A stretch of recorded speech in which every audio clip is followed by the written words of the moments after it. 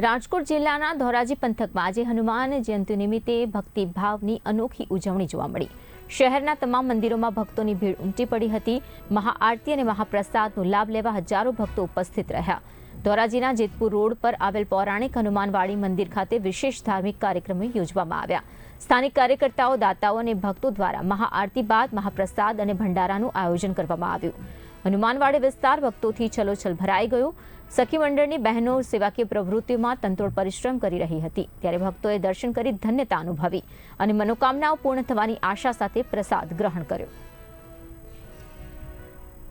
આયા અમારે ઋષિરાજ મહારાજ હનુમાનવાડીએ આયા હજારોની સંખ્યામાં ભક્તોની ભીડ હોય છે। દર હનુમાન જયંતિ આયા અમારા લોકો અને અમારા કાર્યકરો બધા સેવાભાવી માણસો આયા બધાની હાજરી હોય। હજારોની સંખ્યામાં હજારો માણસોને આયા પ્રસાદ આપીએ છીએ અને પ્રસાદ લઈને ધન્યતા અનુભવીએ છીએ। આયા મંદિરે અમારી એક આસ્થાનું પ્રતીક છે અને આયા અમારી બધી મનોકામના। સિયારામ, આજે હનુમાન જયંતિનો પર્વ છે।